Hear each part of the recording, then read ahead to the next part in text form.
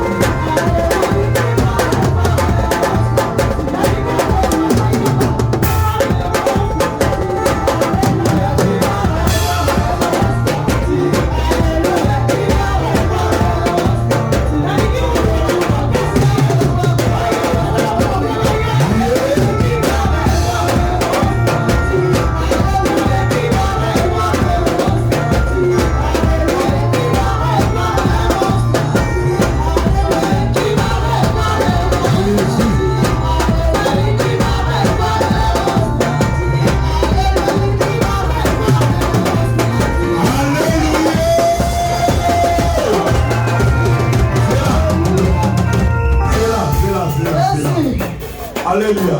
Amen. Parce qu'on a des gens qui sont venus travailler, maman, on a laissé monter. On va laisser monter. Non, on va essayer ça. Et là, on a vraiment essayé. Alléluia. Donc, on a des lots et des entamés. Est-ce que vous avez un gars là-bas en main de le café? Donc, on a des lots.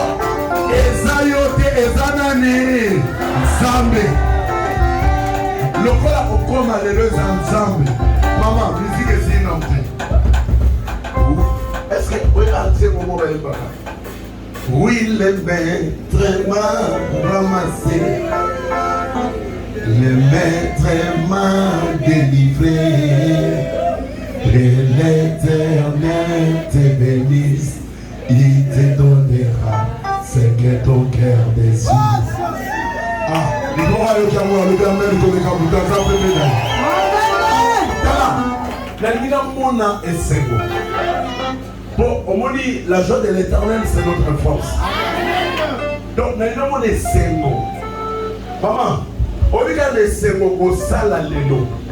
Et qu'on lit où il s'appelle maladie dans notre monde. Est-ce que vous apprenez? Maman.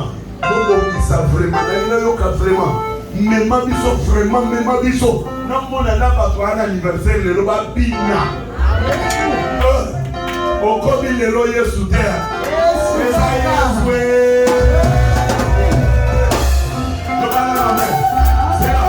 C'est là.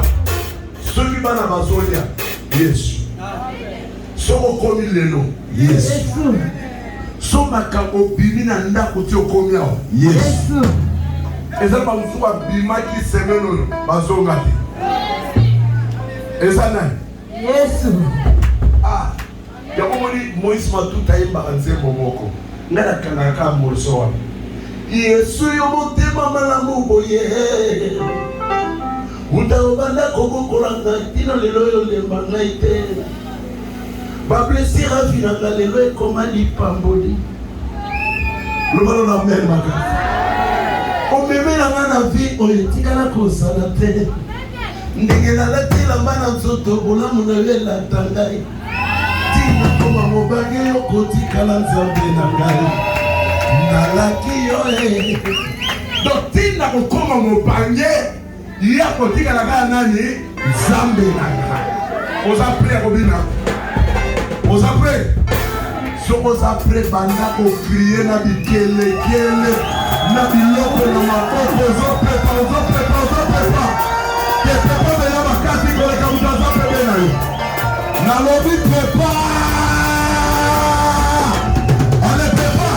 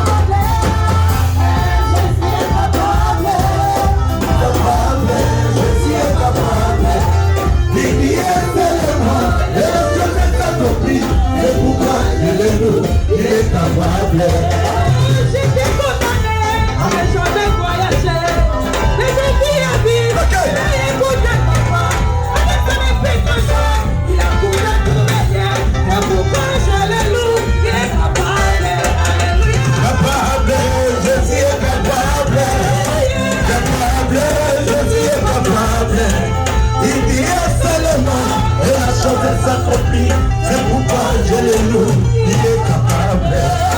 J'étais condamné à ne jamais m'arriver.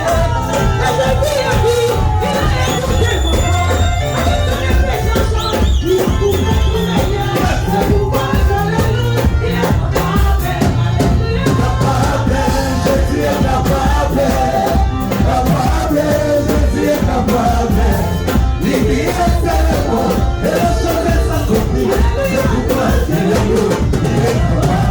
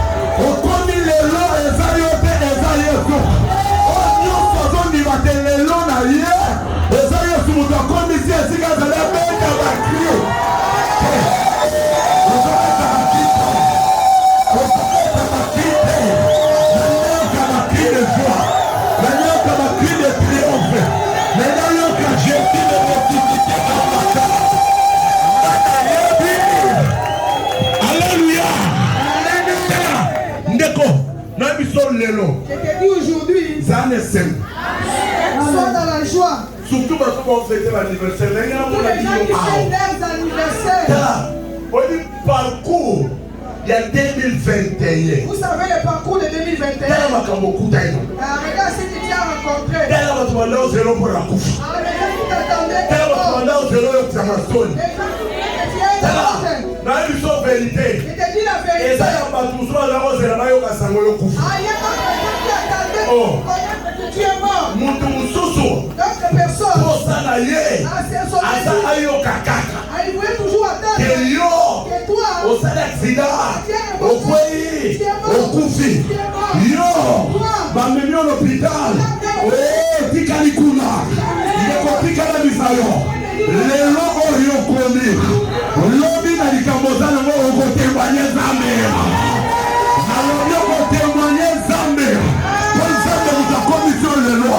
Nzambe mutakomisi lelo. Est-ce que ça la perturbation du matériel sur mutakomisi dans lelo? Ne peut pas kozali sepela. Somo do sepela bakina yo. Ozo manifester peke ya kolo. Mutakomisi ngeza Yesu. Mutakomisi ngeza Yesu. Lobana mame. Mutakomisi ngeza Yesu.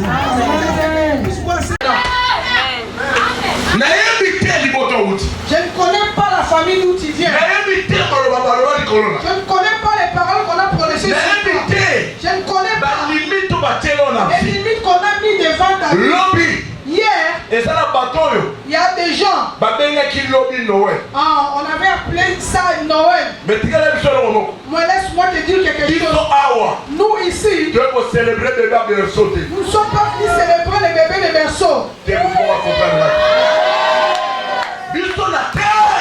Ici, dans l'église éterne, Dieu pour célébrer le bébé de sauter. nous ne sommes pas venus célébrer les bébés de berceau. Dieu était. Nous ne sommes pas Tout le venus monde a bébé mon corps. voir un bébé. Oh ma botte a botti musika. Ah, il est Tout le monde né. est quelque mon corps. Voir un Bah statut. que tiens la glotte. Quand on l'amène Bah, on l'amène dans Bah la lui mota ba On Yesu. dit la Mais si elle a vu ça en terre. Laisse-moi te dire en terre. Na kata Dans terre. l'église éterne, Nous allons célébrer nous célébrons Jésus le ressuscité. ressuscité. Et on comprend de terre. Nalobi on comprend de terre. Nous allons célébrer que Jésus le ressuscité. Yende to yenya. Yamala lelo. Esika mutu nyonso azali. Otelemi. Obandi kobeta bikelekele. Pona Jésus le ressuscité. Pona Jésus le ressuscité.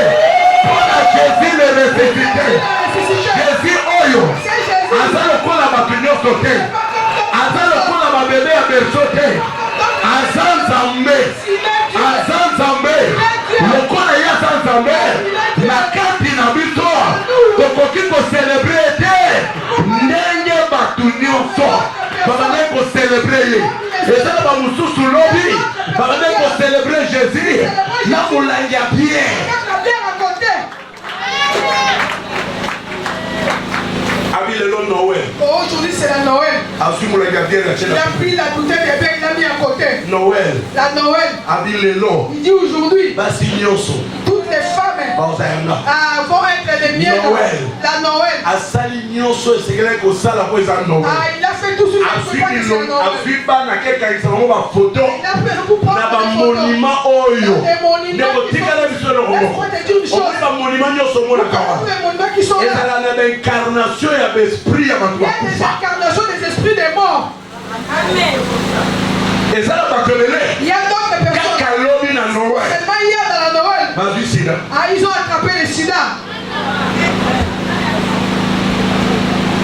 Na Noël kaka lobi. C'est pas pendant la Noël. Eza na bato Il mosusu y a d'autres personnes bazwi kindoki. qui ont attrapé aussi la sorcellerie. Pour chrétien Parce qu'un chrétien, obengomi il chrétien a payé vraiment de lolenge ya kocelebre Noël façon de ekozala célébrer. ndenge moko ya bato nyonso te. Comme tout le Ndeko monde. tika na biso eloko moko. Laisse-moi te dire une chose. Ngai apocalypse Apocalypse. nakoprefere yo na nga Je préfère que moi et toi, toganga lelo nous pouvons crier mpona aujourd'hui Jésus le pour Jésus ressuscité. les ressuscité. Toganga lelo Nous crions aujourd'hui mpona Jésus ya berso te. pour ne pas un Jésus de berceau. Jésus wana ya berso C'est Jésus-là de berceau. basalelaki makambo lobi On a utilisé hier. makambo bango basalaki Ils sont faits pour Jésus. eza na bato lele Il y a d'autres bazalaki personnes initie. qui étaient initiés. Bato lele bazalaki initie. Beaucoup de gens étaient initiés. yango moni mokolo moko C'est pourquoi un jour, Jésus wana bobengaka Jésus c'est Jésus-là que vous appelez po Jésus. botalaka na bafilme Vous wana regardez dans des films. atelema mokolo moko C'est levé un jour. aloba Il a dit, bobengaka nga Jésus ne m'appelez plus Jésus. aza acteur ya filme. C'est un acteur de film. Hein? Jésus le ressuscité Jésus est ressuscité. yende na ekopresente o lelo C'est lui que Jésus suis venu te présenter. Marie alobi Marie a dit, soki ozalaka awa si tu étais ici, ebe ndeko nanga akufi te. mon frère n'allait Ndeko pas. yoka Mon frère écoute. absence ya Jésus Ça, c'est de Jésus. perdre biloko ebele. Nous avons perdu beaucoup de choses. Absence ya Jésus L'absence c'est de Jésus. na fila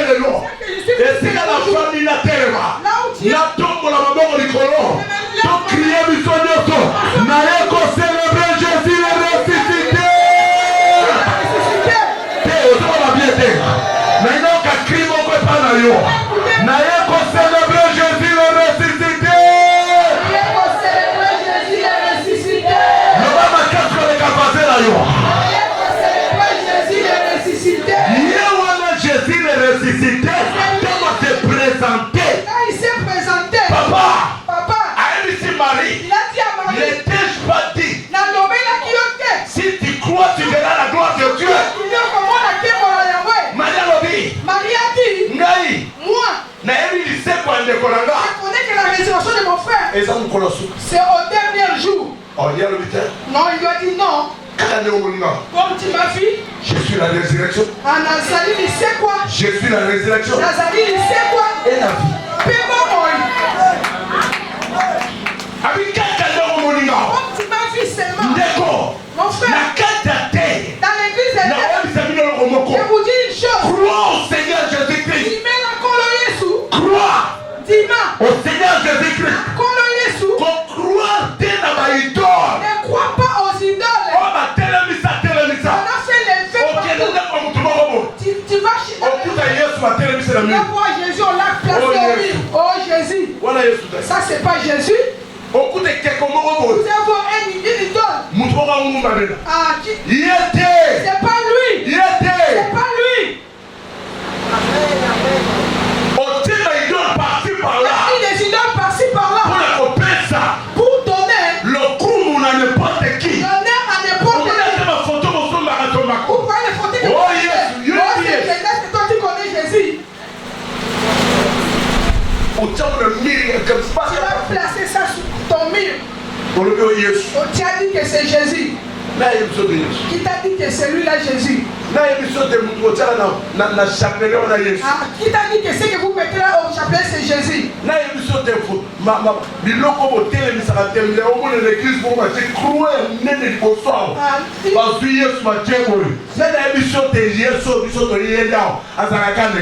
Jamais. Qui t'a dit? Jésus le ressuscité. Yeshua, c'est quoi? Ces gens sont venus. Ils sont venus. Ils voulaient changer la parole. Ils sont allés dire. Ils ont dit. Ils ont dit à l'air. Les rois ont dit. Ah, disent qu'on les a.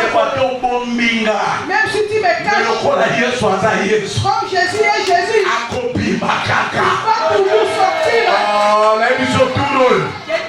Yesu na vino zobima. Yesu na libala na zobima. Yesu na santé na zobima. Bakobomba yeli susu te. Po azobima ti la promotion na yo. Soko limite a kobima na promotion na yo. Esi mo zali tombola ba boko likolo babe. Yesu azobima turo. Emonanelo ya Yesu na vina yo. Esi kama baboke robota te turo robota. Esi kama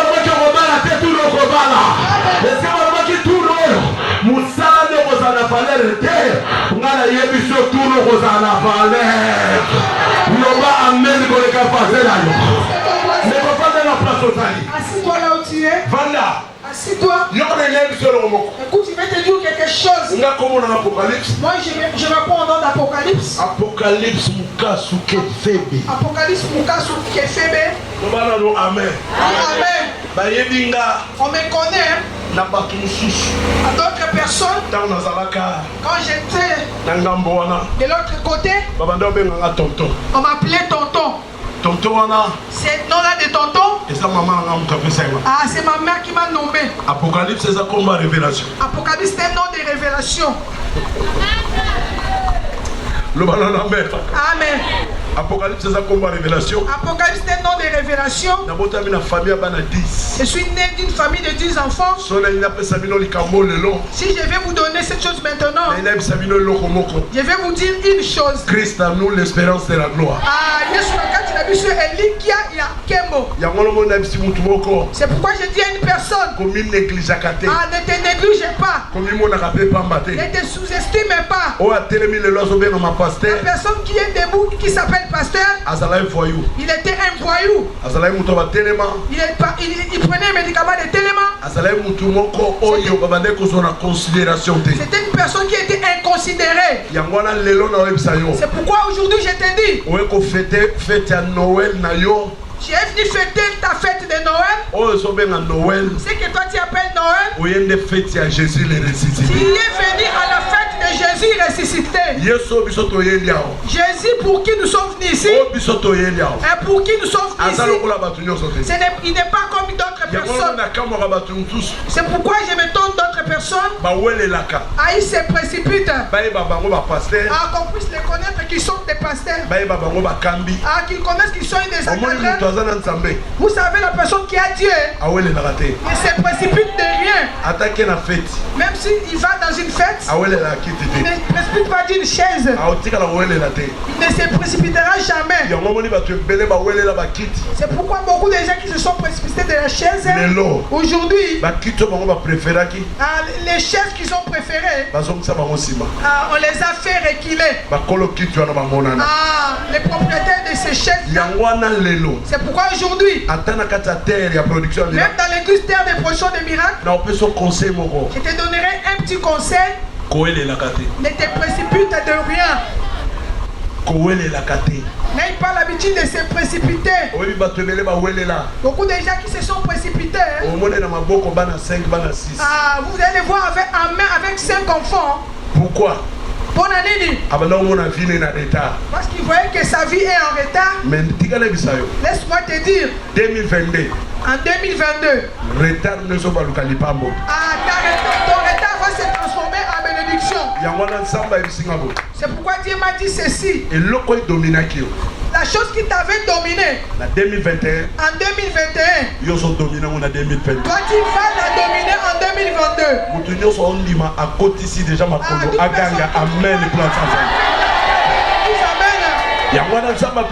C'est pourquoi Dieu m'a donné un verset. Nous les partager.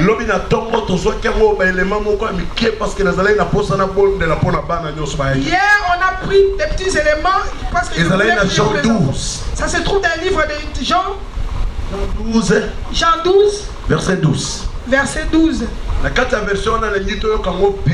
Dans ces versets, je veux que nous puissions l'écouter bien. Parce que un garçon ou une fille,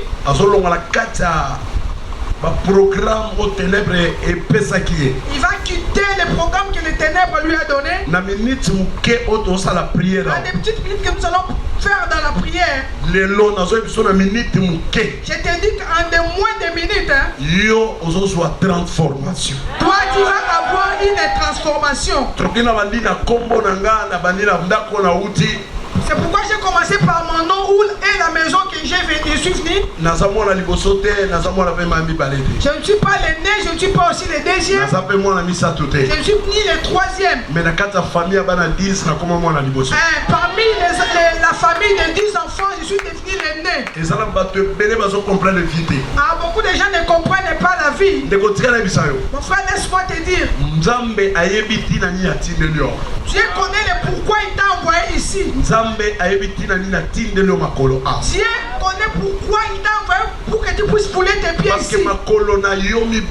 Parce que tes deux pieds dans l'église de terre, il y a aussi des églises qui sont renommées. Il y a aussi des grandes églises. Mais Dieu a souhaité que tu sois ici. Ce n'est pas en vain. Il y a un but. C'est toi qui vas faire la valeur de ta famille. Est-ce qu'il y a des gens qui croient qu'ils vont faire la valeur de leur famille? Parce que comme nous travaillons ici, le travail que nous faisons, il y a beaucoup de choses. Si tu n'as pas la mission en toi, tu vas te débrouiller. Tu vas refuser. Tu vas vraiment refuser. Parce que j'ai fait un constat dans cette année 2021. C'est pourquoi j'ai fait la prière. Que Dieu envoie des gens qui vont tenir la liste terre pour que ça puisse aller de l'avant. Il envoie vraiment des gens. Qu'il envoie des gens. Maman, il y a Jean 12, verset 12. Jean 12, 12. Totangi na kombo na Yesu. Titre Nangolobi, entrée de Jésus en Jérusalem. Verset 12, Babi na biso boye. Le lendemain, une foule nombreuse de gens venus à la fête ayant entendu dire que Jésus se rendait à Jérusalem, prit prirent des branches de palmier. Maman Malembe. Pour l'anda verset, on a très bien. Parce qu'ils sont déjà titres. Parce que bon mot il n'a yo et votre calendrier. Parce que ta vie ne restera pas la même. Vous voyez les jours de la fête. Tu vas voir certains signes. Des choses que tu n'avais pas prévues. Est-ce que des fois tu vois déjà ta vie devenir noire. Même toi qui me suis de loin. Tu vois déjà que ta vie est en train de noircir. Toutes choses dans ta vie. Ah, tu ne vois où commencer. Ici on nous donne ces versets.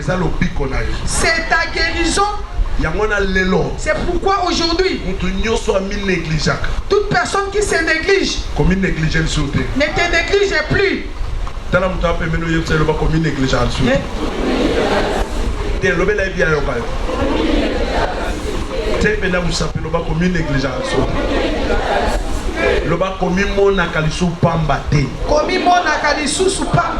Continuez dans verset 1. Maman. Le lendemain, une foule nombreuse de gens venus à la fête,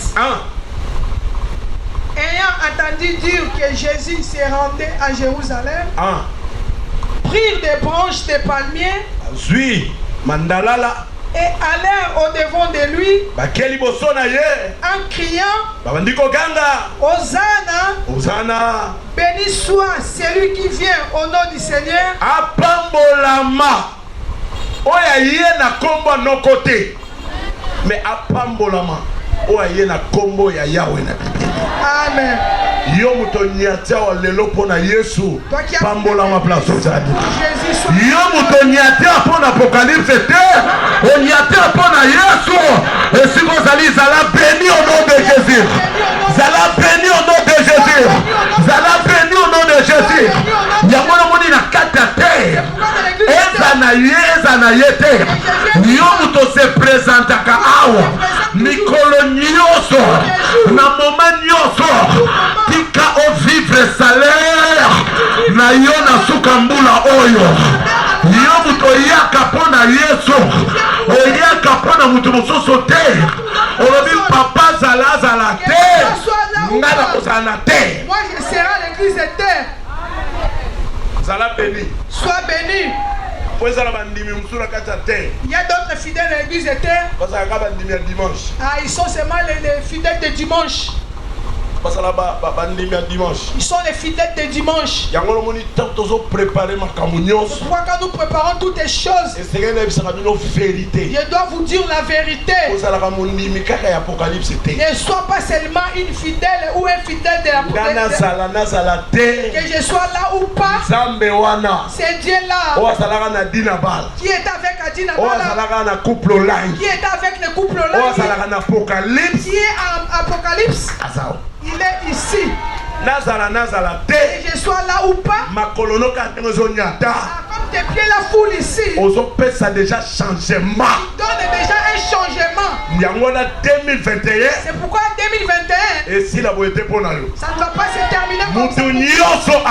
Toute personne qui vient pour Jésus. Vous comprenez la tête? Sokondimaki lipamboli olinga koganga tina batole leki okangi makati apambolama qu'il soit béni oye pona mutu te qui ne vient pas pour une personne. La Bible dit alakela mamabe qu'il soit maudit. O atakelike pa mu c'est lui qui se confie à une personne. azalokola nzete oyo elomami na désert. C'est comme une arbre qui est semé dans le désert. Tu n'as pas un appui. Mais c'est lui qui a son assurance. C'est comme une arbre qui est semé dans l'eau.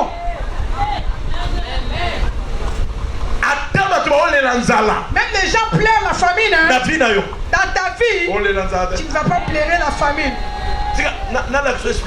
Je vais te montrer une expérience. 2021. En 2021. Est-ce que vous savez que nous avons passé cela dans des difficultés. Qui qui a passé toute la journée sans pour autant manger. Vous savez maintenant que Dieu existe. Malgré ma difficulté, malgré les difficultés, mais toi ta maison, il n'y a pas la faim. Même si nous arrivons à quelle heure, mais Dieu s'élève toujours pour te montrer il est dans ton côté. Il y a une terre de production de miracles. C'est pourquoi l'église terre de production de miracles. Maman, papa. Et l'autre tu vas les avoir. Maman, continue le message là.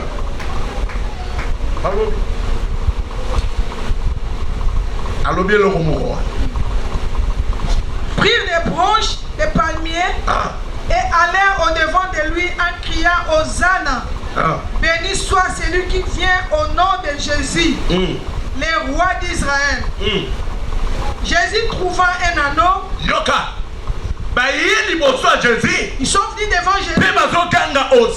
Et ils criaient Hosanna avec des chameaux. La Bible dit encore ça. Là-bas, il y avait un anneau. Il était attaché.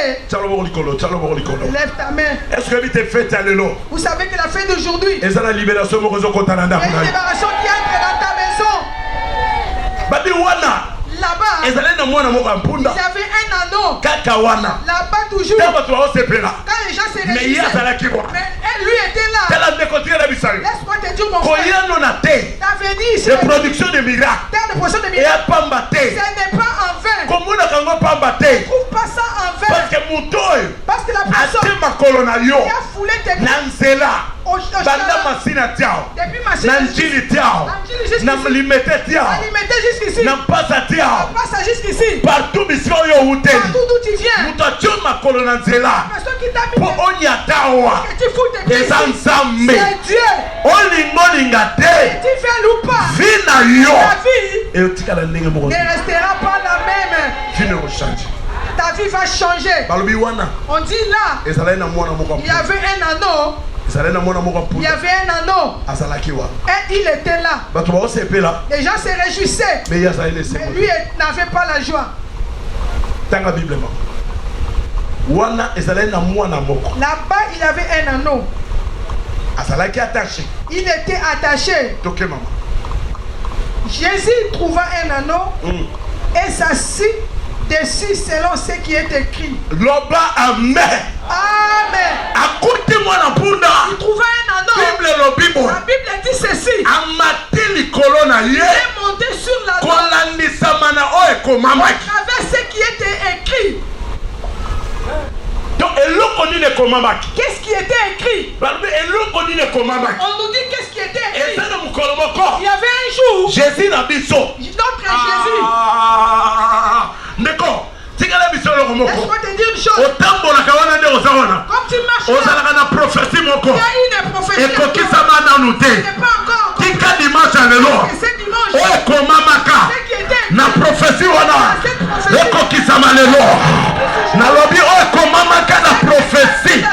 Parce que quand on nous dit, il était aussi là. Jésus est monté à travers de ce qui était écrit. Laisse-moi te dire une chose. La façon dont tu as foulé tes pieds, malgré les difficultés, nous tous qui sommes ici, nous sommes nés dans des prisons. Qui ne croient pas qu'il est né dans... Moi je crois que je suis né dans une prison. Moi je crois que je suis né dans une prison. Si tu ne crois pas cela, moi je crois que je suis né dans une prison. Moi je suis né dans une prison. Moi je suis né dans une prison.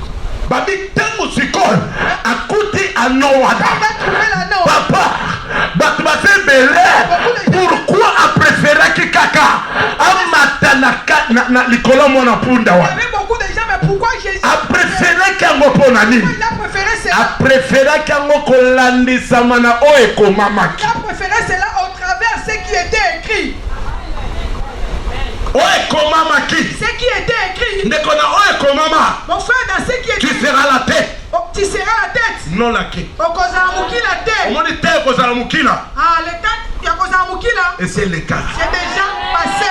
Lelo. Aujourd'hui. Lokolo ebi yeso yo azanga mélange. Comme tu connais, c'est Jésus qui ne connaît pas les mélanges. Que tu montes ou que tu descendes. Famille wana. Cette famille-là. Ba oyeba te yo kutai na nzambe. Moi, savoir que tu as rencontré un Dieu. Mama tanga Galate 4. Yoka. Boyoka mwana wana za yoka. Galate 4 maman. Galate 4.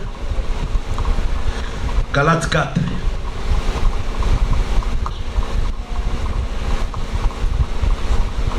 Joie 3.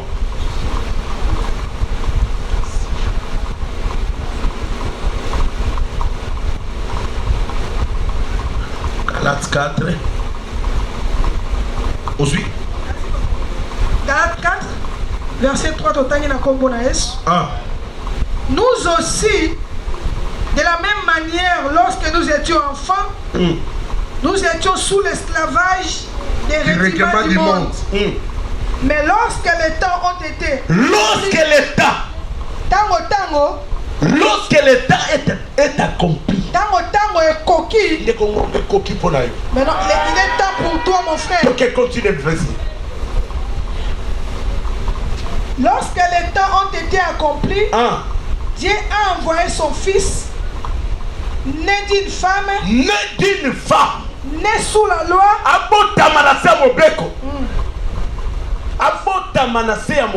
qu'il soit né sous la loi. Écoute mon frère, je vais te dire, partout d'où nous venons, tous les ventres que nous sommes sortis, ce sont des prisons. Mais quand il est maintenant temps, Dieu a donné l'ordre. Il dit toi, tu ne seras pas né. Tu seras né seulement dans le ventre. Si vous lisez dans le livre, la Bible dit quoi? Une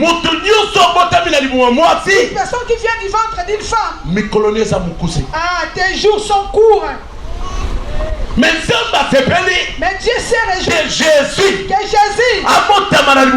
qu'il soit né d'une femme pour qu'il puisse se racheter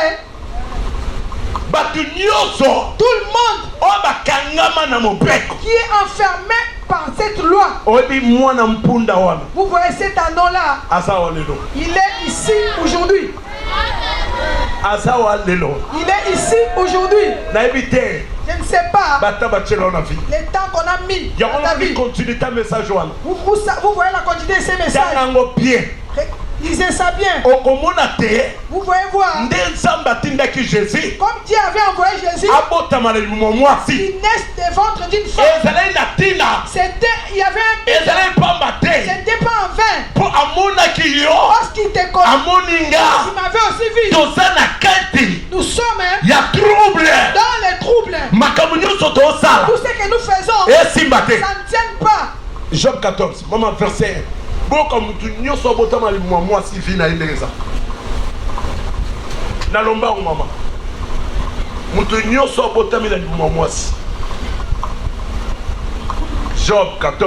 1.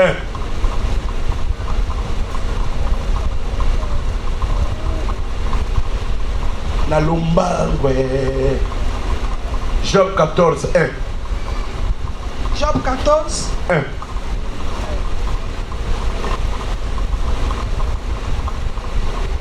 Alléluia. Amen. Alléluia. Amen. Je vais te donner certains éléments. Les premiers esasomo. Amen. Yangona yonoza ao. Nicolo boyana lukoya kaka dimanche te. Luka ba semaine moko bopa. On se présenter pour tout rôle. To ça na posa. Mutu nyoso yebate azalaka na nzambe. Amen. Job 14. Verset 1.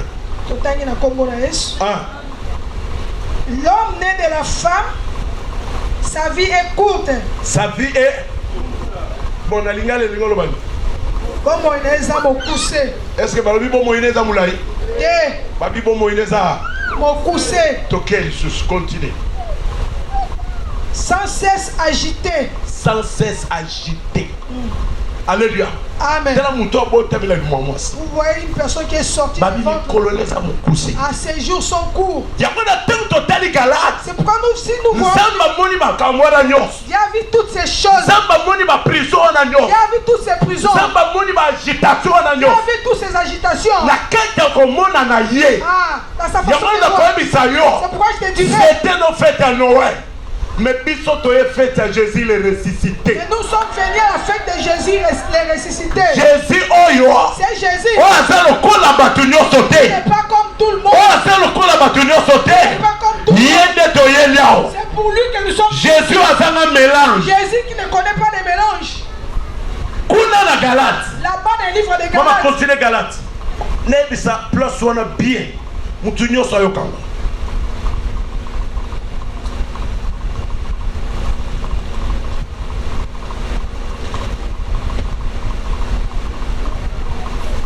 Galates 4, tu peux continuer.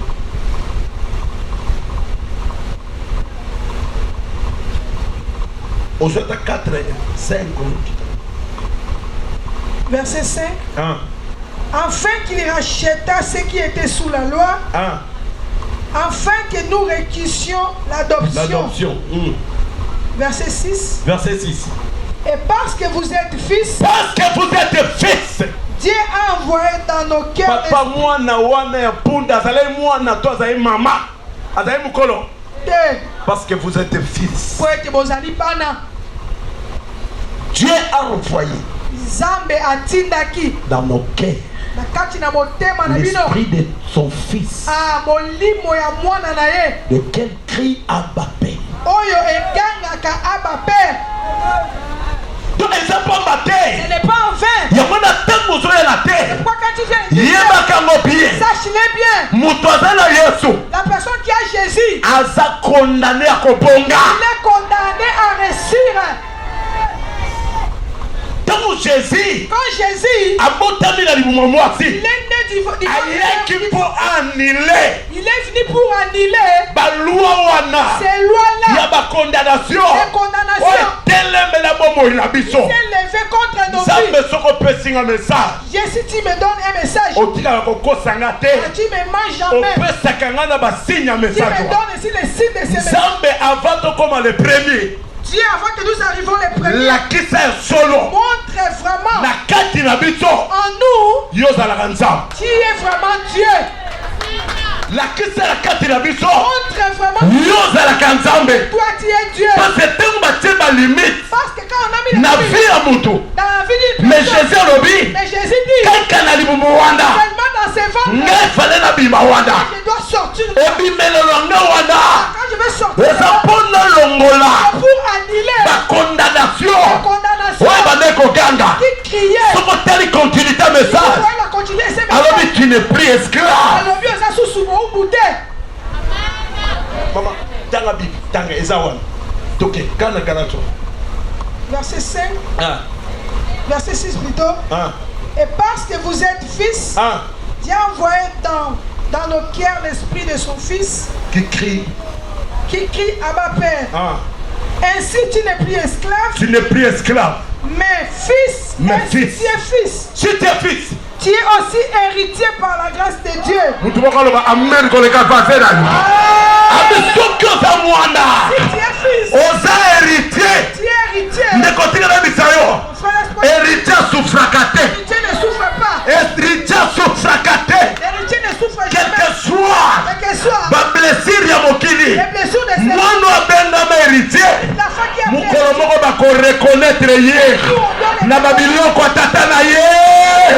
Nazomisa mutu moko zalia turoyo atana quartier na balabala atamisika nyoso bako reconnaître yo. Est-ce que bako reconnaître yo batwande ko zela pasi na yo bako tuna mutu okota kuneza ye mutu ozo place waneza ye mutu ozo dibala waneza ye batwa comprendre te ndeko lokula yo oza héritier oza lisu condamné ya koza la prière nazo yebisa bato nyonso baza turo bazo reconnaître oke oza mwasi ya libala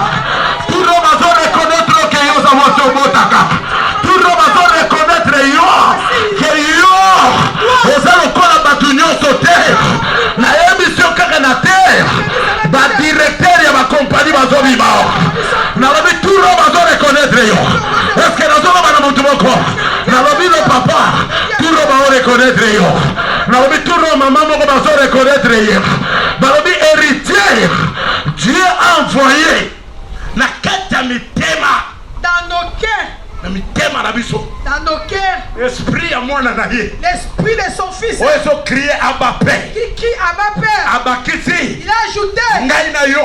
Moi et toi. Tozali sous esclave. Nous ne sommes plus des esclaves. Ndeko yo kana bisa yo. Mon frère, laisse-moi te dire. On lekisi 2021 mobima na passe. Tu as passé 2021 dans la souffrance. Il est long. Aujourd'hui. 2022. En 2022. On lekisa mona passe Tu ne vas pas les passer dans la de wa souffrance. konima amen place azali zo libération na yo place osa.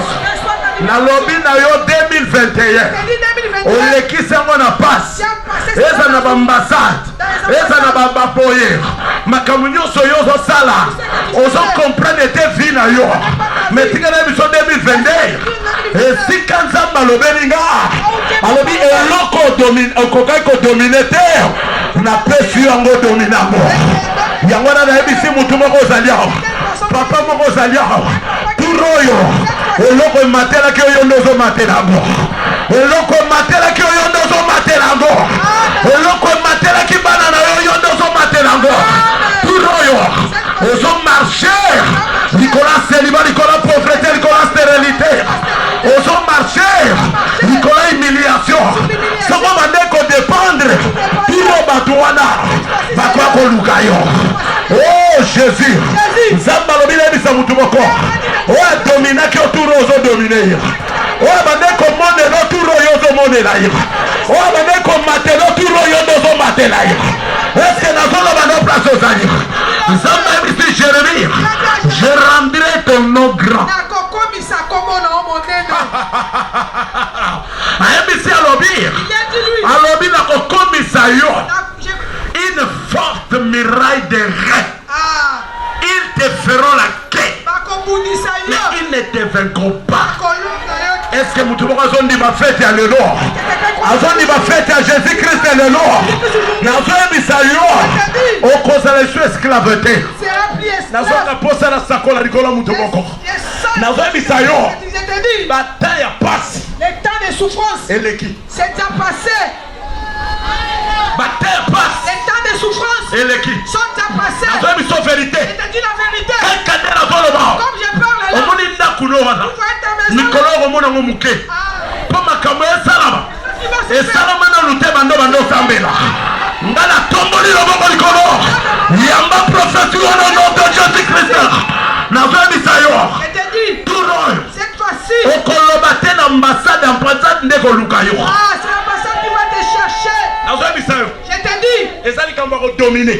C'est question de dominer. Ezali kamba ko dominer. C'est question de dominer. Oko dominer. Tu vas dominer. Mamoko dominer. Comment tu vas dominer? Na maboko na yo. Dans ta main. Eloko bato bandimaki te tokosimba. C'est que les gens ne croient pas. Turo okosimba ngo. Tu vas les toucher. Te nazoloba na yo. Je te dis. Nazoloba na papa moko azao. M'adresse à un papa. Nazoloba na mama moko azao. Oh ba négligea ba rejeta. Est-ce que ça va bato ba rejeta awa? Nayebi so fete ya lelo. Eza fete oyo Yesu aza élevé. Lokola Jésus na aza élevé. Yo okozala esclave te. Okozala esclave te. Okozala esclave te. Oza na droit. Obénéficier na héritage. Mwana oyo. Aza mwana oyo. Neti bana nyonso te. Eza na mwana moko na Bible. Il y a un enfant dans la Bible Abungaki nzela. qui était perdu. Ntango mwana nabungi nzela. Son enfant était perdu. Mokolo moko asengi papa na ye. Un jour il a demandé à son Abi père. papa. Il dit papa. Papa. Pesanga ndambo ba bien nanga. Donne-moi une partie de mes biens. Nakende. Que je puisse partir. Naki osala vie nanga. Que je puisse faire ma vie. Mais mwana wana. Mais cet enfant-là. Asala makambo na ta na yete. Il a fait des choses pas dans son temps. Atalaki makambo na ta ya bomoto. Il a fait des choses au temps humain. Eza neti yo nanga. C'est comme toi et moi. Tosali makambo na ta ya bomoto. Nous avons fait des choses au temps humain. Mbongo wana. Cet argent-là. Bible lobi. La Bible dit. Akeko sili sango. Il est parti disperser cela. Abungisi mbongo. Il a perdu tout cet argent. Abungisi mbongo. Il a perdu l'argent. Bible lobi. La Bible dit. Akomi na moma moko. Il est arrivé un moment. Na service à habitant. Au service des habitants. Ba service à habitant. Le service akende kolesa bangulu. C'est pour nourrir les Siko enfants. biloko bangulu baolia. Nde yazolia. C'est lui qui mangeait les choses des porcs. Biloko bangulu baolia. La nourriture des porcs. Omoni ba biloko ke no soma na wenza vitabe na pokwa. Ah, vous voyez les choses qui Et biloko bangulu. ce sont des choses des porcs. La nourriture des porcs. Obi ezala biloko bangulu. Ce sont les nourritures des porcs. Ndeni bato boke chambre frère yo okendaka te. Yo okendaka kaka na mamo bazala na nsima kuna etikali oyo. Mai nyonso ese esili ya classe. Pitié. Babi mwana wana. On dit cet enfant. Mwana wana. Cet enfant. Akomo lia biloko. Il a commencé à manger la nourriture qui ne répondait pas à ses goûts. Ah, Dieu est d'amour. Maman, Vous voyez la pauvreté, c'est une mauvaise chose. Vous voyez la pauvreté, c'est vraiment une mauvaise chose. Ah, dites amen. Pauvreté. La pauvreté. La pauvreté, Ah, dans la pauvreté, je ne mangeais que les coups. Oui, bah, Kimbo na liberté. Jésus. Jésus. Achetez-moi les coups. Chaque jour, Kingo. Chaque jour, les coups de poulet. Amen. Amen. Amen. Amen. Wana. Cet enfant-là, à côté d'un service à l'habitant, il est entré au service des habitants. Beaucoup de gens, position là. la position qu'il a, tu te nourris. Et ça est yoté. Ça ne t'appartient pas. Et ça est yoté. D'abord, nous avons le bani. Auto somaka tom soto pota. Pitié. Bon pota moi. Journée les battez. Tourner dans la gare. Battez. Auto pota. Journée ça. On m'a pas comme moi. Et tika à l'église.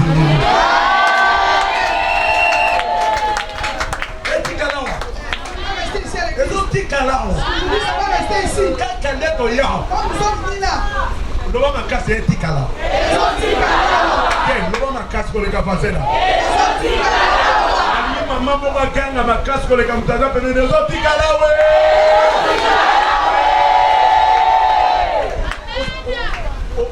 Côté na service moko. Tu es entré dans un service. Et l'île est comme compliqué. Ah, ta France c'est manger des Quand nous y a quand lembi. Hein? Bah il va tu le monde mais ça. Yo mo lo bani. Bah yo lo bani pas. Papa, négo yo ya. Non ta musalo lembi. Oye ka boye. Bilo mo ba tu le mais ça. Donc to ya ka na la pona kati. Dans la pona. Ngai na pona. Amen. Ngana ponaka. Eleli na ngade osabo yoko kati. Makame mata. Loba amen pour les capacités na. Oh. Encore na sala madame moko mikolo yo. Oui madame. Alambela ba maman. Oui bien. Oui bien. Oui mettez ça ba maman de. Mais il doit ça ba commande à papa mikolo. Vous n'avez pas bougé. Allô, Azar. Pasteur, Azar, Azar. Donc, Quoi? Quand tu as servi sur le côté, dans le service où tu es entré, tu vas laisser ça ici. Tu vas laisser ça ici. Petit poisson là. Maman, Lisa Pinamo coûte un million. Tiens. On a soigné. Babé m'a ramené moi à moi. Oui, mais tout. Moi, on a soigné mon journée ça. Là-bas, c'est nous, on a de la table, c'est les gars. Là, on a de la table, si on a pas poni avanga, si on a yé to beban. Na landina ya nzungu bakse la ngaka. À côté d'un service à m'habitant, à côté d'un service à m'habitant, à comment Léa, Biloko est Seigneur à quitter. Bible lobby, moi na wana, nous sommes ici na yemoko. Mais qu'on soit dans décision de nous. Nous sommes ici na ye moko. à lui-même. Avec ta part tata nanga. Chez mon père, Et ça va travailler. il y a des travailleurs. Et ça va bateau ba Il y liaka. a des gens qui mangent. Parce que on est babiloko na banda. Des gens qui amènent aussi des nourritures. Ngai yawa. Et moi ici, Donc kufa na nzala. je meurs des Ah frères. moi na telemi. À la fois, c'est Abi j'irai vers mon père.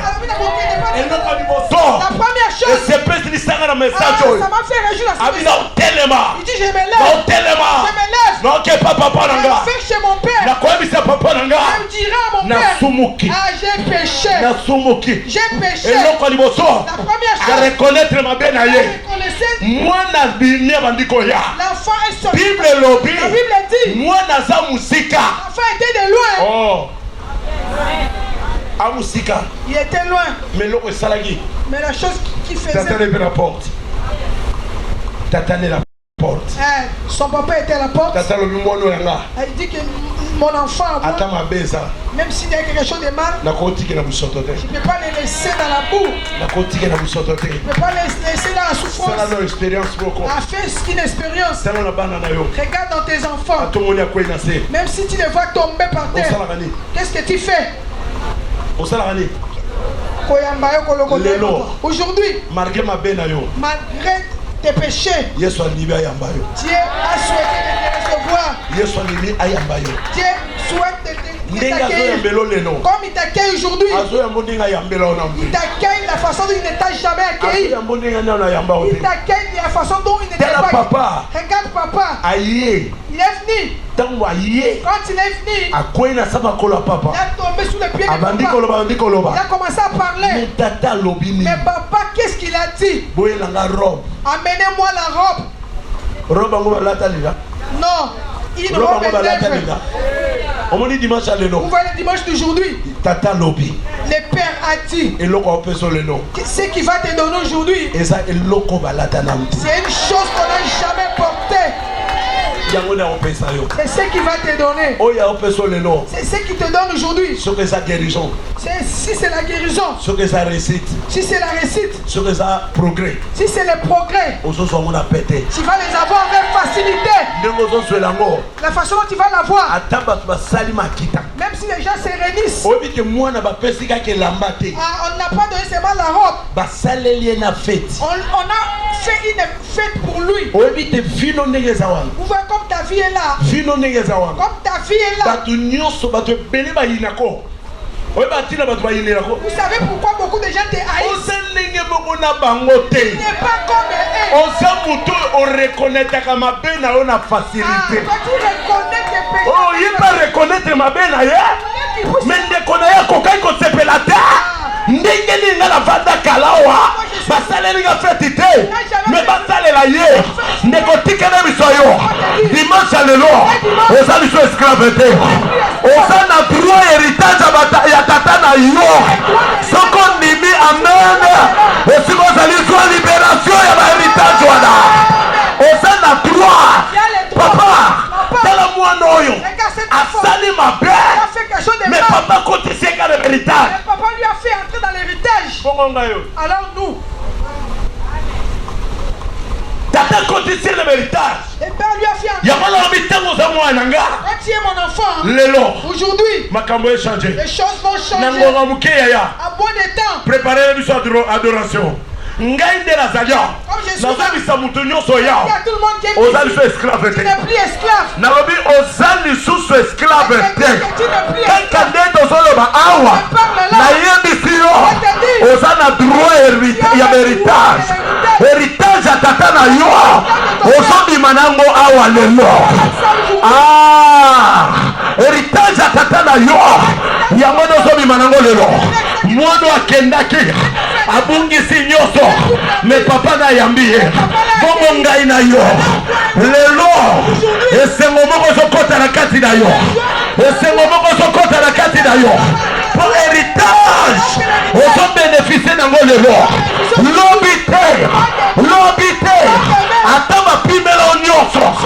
Ata mokili epimela yo. Me lelo oza na badroit oyo ozozwa lelo. O mutu moko te akoarete yango.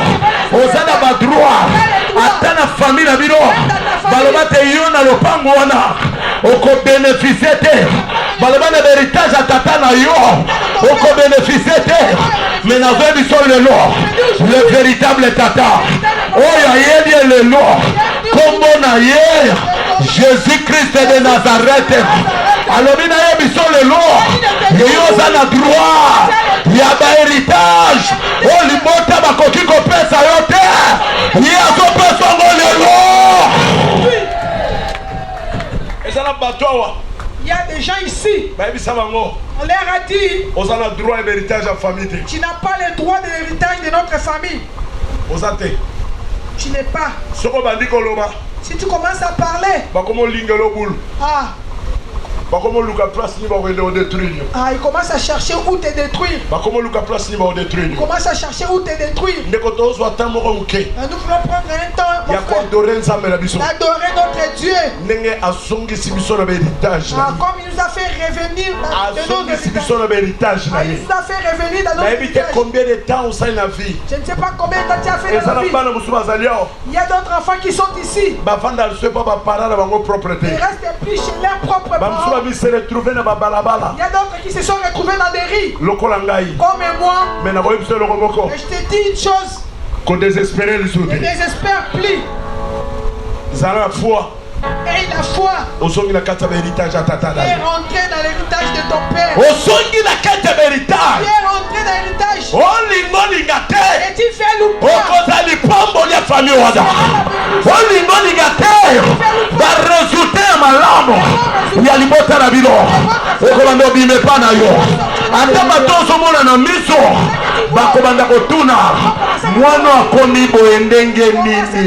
Devenu comme ça. Comment il est arrivé? Nous ne croyons pas. Je sens que quelqu'un est béni. Yozali lobiko nanga, Yozali eseno nanga, Yozali ekimelo nanga, Yosuka ya bomo nanga, Yozali lobiko nanga, Yozali eseno nanga, Yozali ekimelo nanga, Yosuka ya bomo nanga, ngai na kimako wapi, ngai na komi na suka yaya, na se ya makolo na yo, Yosuka ya bomo. Kimia kimia Chakarobos Ndarabos. Merci pour ton service dans l'héritage. Merci parce que tu nous fais rentrer dans tes héritages. Malgré nous étions devenus loin. Toi qui me suis, écoute-moi bien. Reviens à Dieu. Malgré ta perdition, ne gâche pas tes pensées. Des fois tu regardes ta vie. Tu vois que tu es arrivé à la fin. Laisse-moi te dire. Jésus a dit à Marie, je suis la résurrection Nazali, c'est quoi? Et la vie. Aujourd'hui, je ne connais pas tes attitudes comme tu as vu à l'église. Peut-être ce sont des combats au travers des engagements de leurs héritages. Mais Dieu m'a dit de te dire, il t'a fait révéler dans tes héritages. Personne ne peut encore te dominer.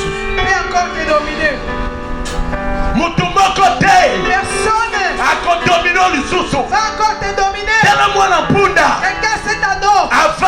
Il était là. Personne ne s'occupait de lui. Mais la Bible dit, quand Jésus est venu, il a monté sur l'anneau au travers les écrits, ce qui était écrit. Aujourd'hui, tu vas être béni au travers béni. Tu seras béni. Au travers ce qui était écrit. Moi aujourd'hui, j'ai la joie de dire à une maman, laisse qu'il puisse se réjouir. Toi, tu as un héritage plus que eux. Laissez. Laissez-eux. Toi, tu as un héritage. Un grand héritage. Il s'appelle Jésus. S'il est en toi, tout ce que tu vas faire, ça va tenir. Cherche une position. Commence à adorer Dieu. Alléluia. Motema nangai etondi na posa na yo na kolukelongi na yo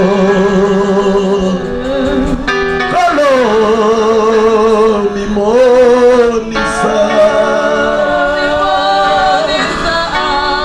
Jésus aboko likolo bana bandoreza ozo andoreza pesa nzambe pena merci Jésus Alléluia.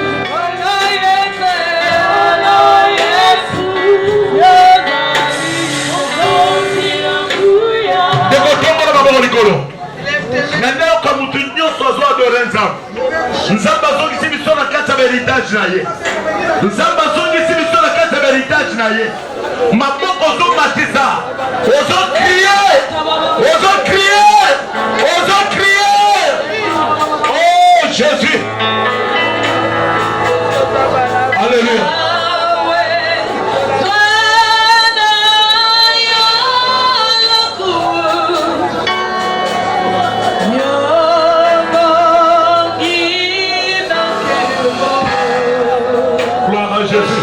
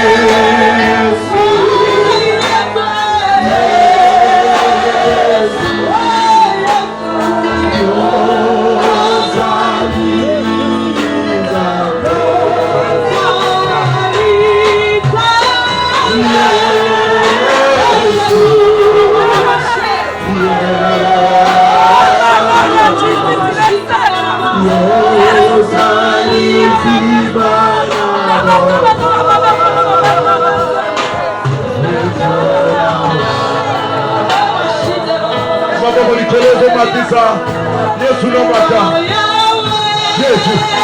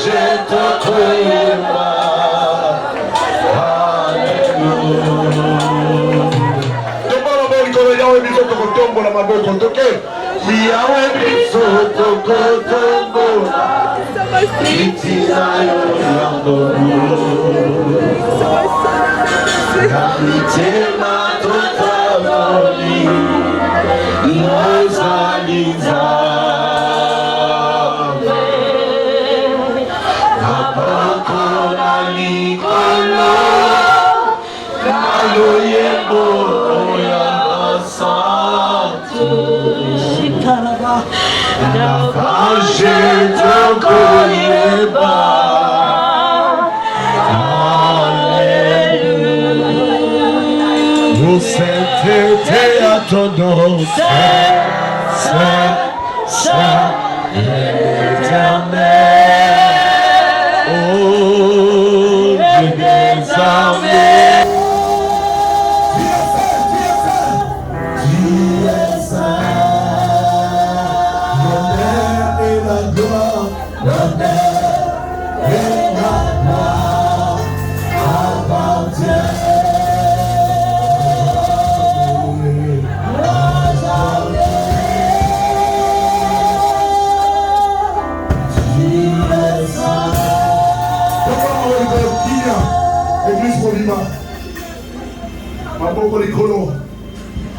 Oh Jésus. Oh Jésus. Oh la mort, sakalamos. Maman matin. Matin maman la licolo. Jésus. Azal le saint et l'unique. Donc mélanger était. Nous n'avons pas mélangé. C'est lui la vie. Et c'est quand nous sommes allés. Lokola Yesu azomata. Yesu amati. Likolo ya mwana mpunda. Kolandisama. Na oyo ekomamaki. Lelo. Kobima na yo awa. Okomi na kati ya héritage ya Jésus. Okobima otende kokotelaki. Tokola mabo likolo. Tokola mabo likolo. Mutu nyonso oza ekovanda. Tokola mabo likolo. Mama tokola totelema. Mutu nyonso badi telema. Telema tokola mabo likolo. Tokola bena. Tokola eza na mupepe moko zoya. Tala esengo ya vi na ye yango wana ezoya. Tokola mabo likolo. Criez Jésus. Aza deja wana. Yenda pesa ke sengo. C'est lui qui donne la joie. Yenda fongola kama porte. C'est lui qui ouvre les portes. Yenda fongola kama vie. C'est lui qui ouvre les vies. Yenda pesa ka forme. C'est lui qui donne des formes. Na bato baza na forme te. Les gens qui n'ont pas de forme. Valeur ya bazangi valeur. Ah, la valeur de ceux qui n'ont pas de Position ya bazangi position. position de ceux qui n'ont pas de Azali susu Jésus a besoté. C'est depuis Jésus le berceau. Jésus le ressuscité. Il est le Jésus le Oh, nous sommes célébrer le nom. Et ça, Jésus le ressuscité.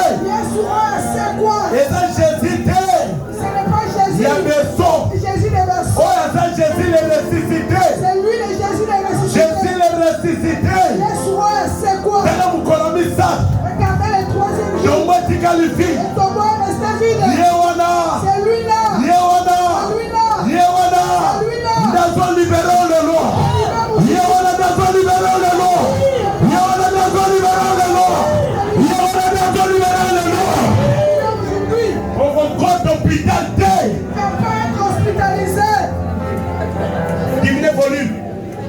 On compte hôpital T. Tu ne seras pas hospitalisé. On compte hôpital T. Tu ne seras pas hospitalisé.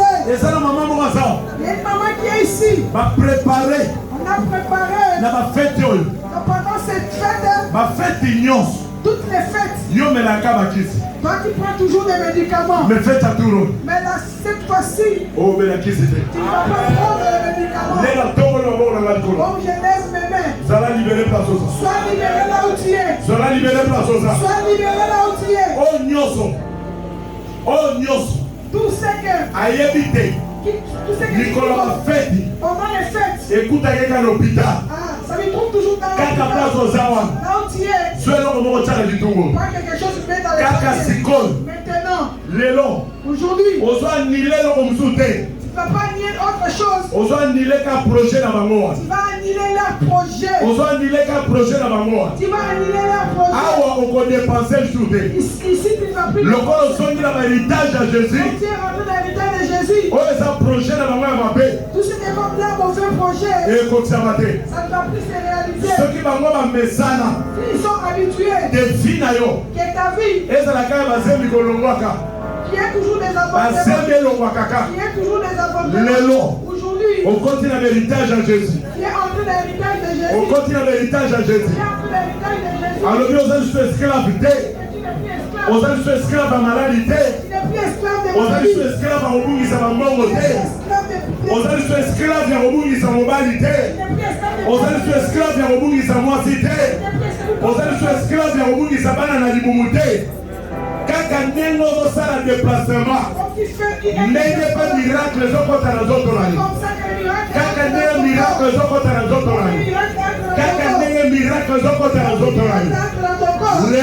Aujourd'hui, dans la terre de production de miracles, et ça la signe mon corps. Il y a un signe et salami de Sikon. Qui s'est fait ici. Et salami de Sikon. Qui s'est fait ici. Et salami de temple de destruction. Ce n'est pas un temple de destruction. C'est un temple de monument saint. C'est un temple du Saint-Esprit. Est-ce que vous avez qui la passe? Qui avait la souffrance. Passion avec. Que cette souffrance parte. Passion avec. Que cette souffrance parte. Cette fois-ci, tu vas mettre au monde. Cette fois-ci, tu vas tenir l'enfant. Elle reçoit ses vents. Ses vents maintenant. J'ouvre. C'est que les hommes ont vu. Que la vie entre dans ton corps. Que la vie entre dans ton corps. Que la vie entre dans ton corps. Que la vie entre. Que la vie entre. Que la vie entre. Que la vie entre. Que la vie entre. Que la vie entre. Partout. Vous allez planifier dans la dégâts. Il était planifié pour les dégâts. Que ça soit loin. Que la vie entre dans ton corps. Que la vie entre. Que la vie entre. Vie est la taille. Que la vie t'enveloppe. Que cette maladie aille loin. Je chasse cette maladie. Je la chasse. Aujourd'hui. Aujourd'hui. Ta vie. Que ça ne soit plus une vie enfermée. Quand tu sors d'ici, tu vas faire la diarrhée. Cette maladie-là va partir. Je l'ai dit. Le dimanche prochain, tu vas venir avec un témoignage. Cette maladie-là est partie. Cette maladie-là est partie. Si le propriétaire de cette maladie est en vie, je prends la